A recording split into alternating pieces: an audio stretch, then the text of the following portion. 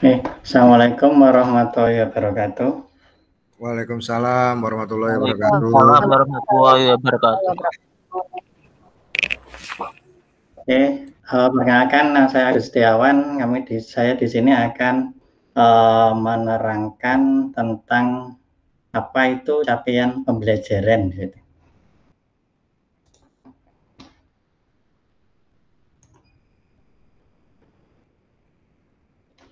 Jadi capaian pembelajaran ini ada beberapa versi.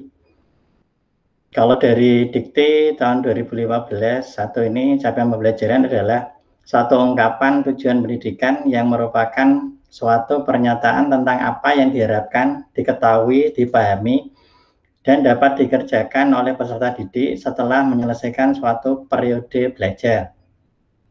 Kondisi ini juga dijalankan oleh sebagian besar negara di Eropa saat ini yang menggunakan capaian pembelajaran untuk mengungkapkan apa yang mereka harapkan agar diketahui dan dapat dilakukan oleh peserta didik dan memahami di akhir program atau suatu pembelajaran.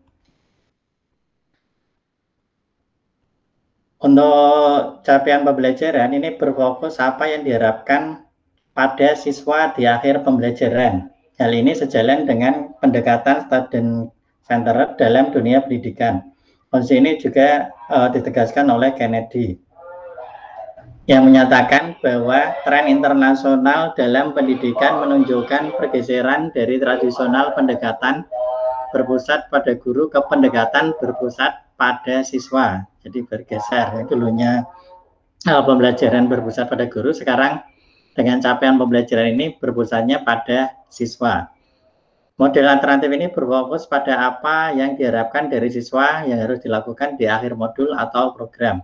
Oleh karena itu, pendekatan ini biasa disebut sebagai pendekatan berbasis hasil. Definisi dari capaian pembelajaran dalam Keputusan Menteri Republik Indonesia Nomor 958 Tahun 2020 tentang capaian pembelajaran pada anak usia dini, pendidikan dasar dan menengah, dinyatakan bahwa capaian pembelajaran merupakan bentuk pengintegrasian kompetensi inti dan kompetensi dasar yang disusun secara komprehensif dalam bentuk narasi yang meliputi sekumpulan kompetensi dan lingkup materi, sehingga capaian pembelajaran memungkinkan setiap anak mendapatkan pengalaman belajar sesuai dengan tingkat kompetensinya. Dalam keputusan Menteri ini juga untuk kompetensi capaian pembelajaran juga menjadi kompetensi pembelajaran minimal yang harus dicapai peserta didik untuk setiap mata pelajaran pada satuan pendidikan anak usia dini, pendidikan dasar, dan pendidikan menengah. Capaian pembelajaran ini memuat sekumpulan kompetensi dan lingkup yang disusun secara komprehensif dalam bentuk narasi pada satuan PAUD disebut dengan capaian perkembangan PAUD atau CP PAUD. Definisi secara sederhana untuk capaian pembelajaran yaitu sebagai kompetensi pembelajaran yang harus dicapai peserta didik pada setiap tahap perkembangan peserta didik untuk setiap mata pelajaran pada satuan pendidikan dasar dan pendidikan menengah. Capaian pembelajaran memuat sekumpulan kompetensi dan lingkup materi yang disusun secara komprehensif dalam bentuk narasi. Untuk capaian pembelajaran sendiri, ini ditetapkan oleh pemerintah, disusun dalam bentuk fase-fase. Jadi kerangkanya seperti ini. Ini ada mulai dari atas, ada tujuan pendidikan nasional, ada profil Pancasila, setelah itu ada standar kelulusan atau SKL, di bawahnya ada standar isi, proses, dan standar penilaian, dan standar lainnya, ada 8 standar di situ.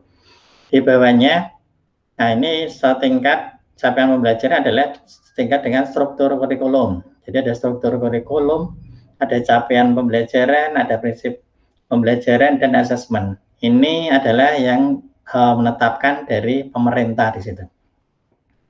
Nanti dikembangkan oleh sekolah. Jadi satuan pendidikan ini mengembangkan kurikulum operasional sekolah berdasarkan kerangka dan struktur kurikulum sesuai dengan karakteristik satuan pendidikan.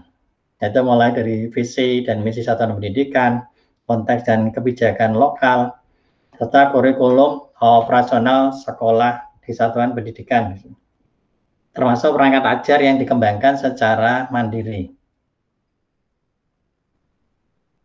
Jadi capaian pembelajaran tadi, kompetensi yang diharapkan yang dapat dicapai oleh siswa di akhir fase. Fase-fasenya sendiri ada 6 fase, mulai dari fase H sampai F, atau tahapan yang meliputi seluruh jenjang pendidikan dasar dan menengah, mulai dari SD, SMP, dan SMA. Untuk fasenya sendiri, fase A, yaitu kelas 1 sampai kelas 2. Terus fase B ini kelas 3 sampai kelas 4. Fase C kelas 5 sampai kelas 6. Terus fase D ini kelas 7 sampai kelas 9. Fase E ini kelas 10. Dan fase F kelas 11 sampai kelas 12. Kebetulan kita ada di tingkat SMA atau SMK, yaitu kita mulai dari fase E sampai dengan fase F. Untuk tahun ini, karena tahun pertama, kita baru masuk ke fase E, yaitu untuk kelas 10, tahun ajaran 2021-2022. Ya, ini apa tujuan capaian pembelajaran hubungannya dengan tujuan pembelajaran. Jadi tujuannya antara capaian pembelajaran dengan tujuan pembelajaran itu ada suatu alur di situ. Alur pembelajaran ini disusun untuk menjadi rangkaian tujuan pembelajaran sejak awal hingga akhir fase dari setiap suatu capaian pembelajaran. Alur ini menjadi panduan guru dan siswa untuk mencapai capaian pembelajaran di akhir fase. Tujuan pembelajaran disusun secara kronologis berdasarkan urutan pembelajaran dari waktu ke waktu. Ini yang jadi catatan penting. Guru berhak untuk menyusun alur pembelajaran masing-masing yang terdiri dari rangkaian tujuan pembelajaran. Pemerintah menyediakan beberapa set alur untuk digunakan sebagai contoh pengembangan kurikulum yang siap digunakan satuan pendidikan dan panduan untuk penyusunan perangkat ajar. Konsepnya seperti ini. Titik tekannya di sini adalah yang fase-fase tadi, dari fase A sampai fase terakhir. Nah, posisi capaian pembelajaran ada di paling akhir di situ, yaitu kompetensi yang diharapkan dapat dicapai siswa di akhir fase, contohnya ini fase A. Kalau kita SMA berarti di akhir fase E di situ. Tujuan capaian pembelajaran, ini tujuan capaian pembelajaran dari PAUD adalah untuk pembelajaran yang mengintegrasikan semua aspek perkembangan anak dengan penekanan pada kesejahteraannya. Tujuan capaian pembelajaran di PAUD adalah memberikan arah yang sesuai dengan usia perkembangan anak, nilai agama, fisik motorik, emosional, bahasa, dan kognitif, agar anak siap mengikuti jenjang pendidikan selanjutnya. Sedangkan yang untuk tujuan pembelajaran, capaian pembelajaran di tingkat SMA, SD sampai SMA, ini menunjukkan kemajuan belajar yang digambarkan secara vertikal dari satu tingkat ke tingkat yang lain, serta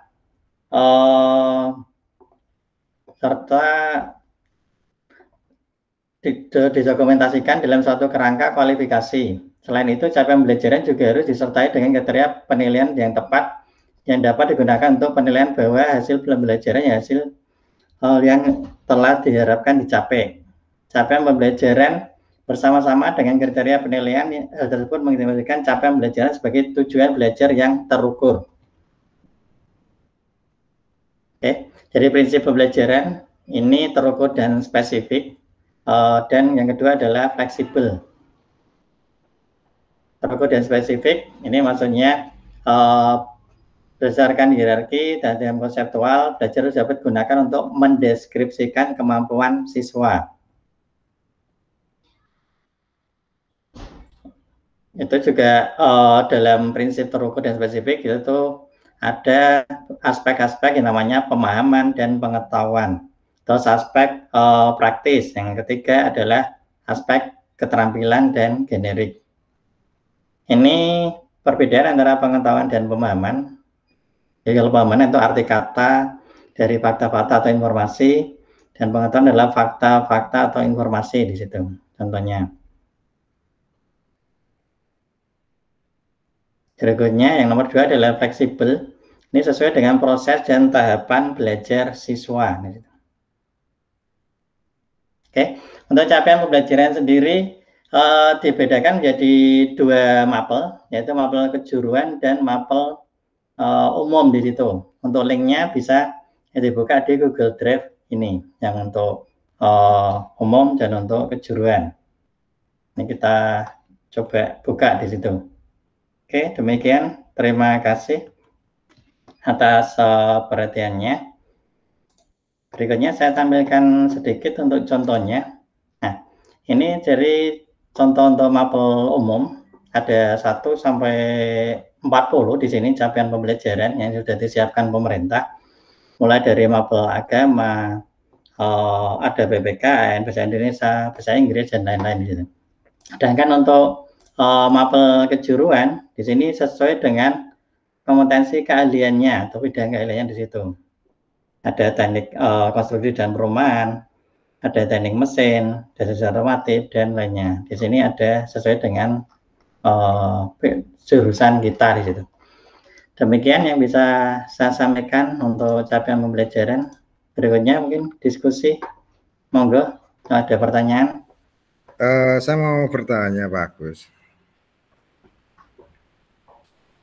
Pak Agus. Oke, monggo Pak. Di sini membahas tentang pencapaian belajar. Bedanya dengan hasil belajar itu apa, Pak? Apakah sama, Pak? Pencapaian belajar dengan hasil belajar itu apakah sama atau mungkin ada perbedaannya, Pak? Oke, siap Pak. Makasih Pak Teguh. Ya, sama-sama. Kalau memang istilah baru di SMK PK ini ada istilah namanya capaian pembelajaran. Gitu. Kalau yang dulu setelah siswa selesai itu menerima namanya LHBS gitu ya, lembar hasil belajar siswa gitu ya. Ya, LKS ya, KS atau rapat lah di situ. Ya. Intinya hampir sama sih Pak, cuman sama ya? Istilahnya aja yang beda, tapi perbedaannya sekarang adalah capaian pembelajaran ini ditentukan oleh pemerintah sesuai dengan yang ada tadi, sesuai contoh, dan sudah menyangkut banyak aspek tadi Pak, banyak aspek yang tentunya yang termasuk elemen profil pelajar Pancasila, 6 elemen itu sudah masuk semua di situ namanya. Jadi lebih berbobot gitulah Pak. Oh iya. Makasih Pak Gus. Monggo yang lain. Izin bertanya Pak. Iya monggo Pak Yasin. Untuk saya kaitannya dengan fase gitu. Itu disebutkan A sampai F. Kemudian padahal di jenjang pendidikan di Indonesia itu dan sudah terdaftar resmi dalam Diknas tahun 2003 bahwa pendidikan itu seperti di taman kanak-kanak itu juga ada dan diakui, kemudian playgroup, kemudian juga kuliah, itu masuknya fase mana Pak? Soalnya yang di situ A sampai F itu kelas 1 sampai kelas 12, kemudian yang di pendidikan perguruan tinggi dan playgroup seperti itu masuknya fase mana Pak? Oke, terima kasih Pak Masin. Saat ini Pak, yang baru dibuat pemerintah yang disampaikan ke kita SMK PK itu khusus SMK PK adalah baru A sampai F. Sedangkan A sendiri itu adalah mulai dari SD Pak ya, berarti ya di situ. Jadi tanyakan Pak Masin tadi playgroup, terus TK besar, TK kecil, seperti apa, berarti sementara ini belum masuk Pak, belum ternaungi di situ. Terus yang tingkatan terakhir adalah SMA atau kelas 12 terakhir ini. Ini juga yang perguruan tinggi kemana di situ. Ini sementara ini belum Pak. Jadi pemerintah mungkin masih fokus dari, kalau dulu wajar 9 tahun ya, berarti SD, SMP di situ. Sekarang ditambah SMA berarti wajar 12 tahun Pak, mungkin itu Pak. Jadi fokusnya di wajib belajar 12 tahun gitu ya mungkin ya. Jadi fokusnya CP ini di sini. Itu mungkin Pak Masin. Oke Pak, mungkin yang lain Bu Muslimah mau izin bertanya Pak. Iya, peranan dari capaian pembelajaran itu sendiri apa ya Pak ya? Oke. Peranannya ini sangat penting sekali Bu, karena ini merupakan hasil akhir. Kalau dari keterangan ini tadi, dari alur ini, alur pembelajaran, ini peranannya adalah kalau dari alur tujuan, kita akan punya capaian pembelajaran. Ini peranannya sangat penting sekali untuk ya sebagai acuan kita, apakah pembelajaran ini sudah berjalan sesuai dengan yang kita harapkan atau belum dengan capaian pembelajaran ini. Kalau belum tercapai capaian pembelajaran, berarti kita perlu koreksi lagi dengan cara ada feedback di situ, terus kita lakukan pengajaran lagi di situ. Di sini juga sudah dari pemerintah sudah menyiapkan assessment bagaimana mengukur capaian pembelajaran ini, apakah sudah tercapai atau belum di situ.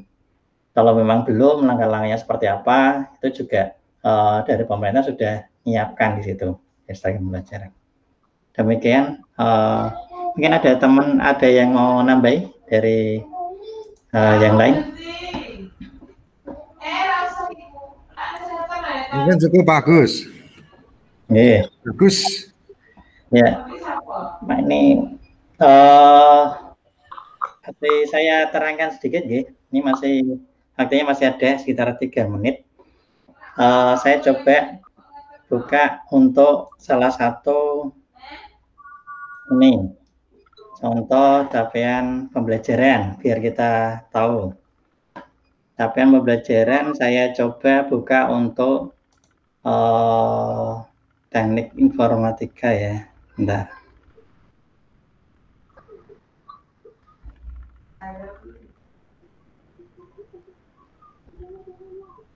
Ya.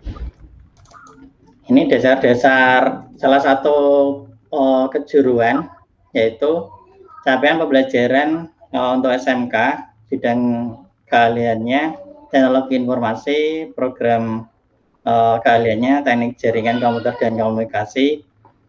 Mata pelajarannya dasar-dasar teknik jaringan komputer dan telekomunikasi, waktunya 216 jam. Sistematiknya seperti ini untuk capaian pembelajaran. Ada rasional di sini dasarnya, terus yang kedua B, ini tujuannya. Tujuan dari capaian semuanya Pak Gus, kira-kira capaian pembelajaran itu. Kalau dari RPP itu dari 216 jam itu. Ini dari kelas 10 sampai kelas ini Pak maksudnya. Dari kelas 10 sampai kelas 12. Oh, sebenarnya.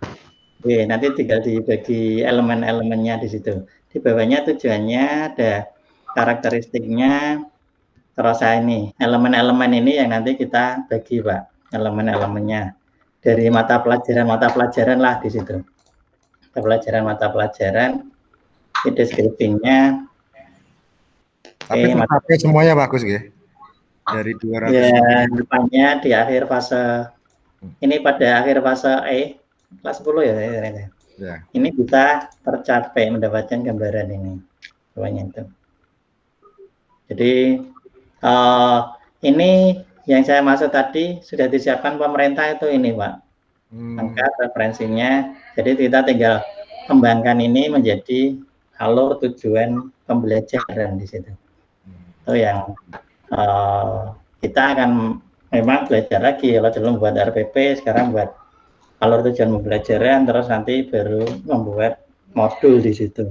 Oh iya. Ada bukan modul. Ya, makasih Pak. Oke. Mungkin ada yang mau nambahi, closing? Masih waktu sedikit 10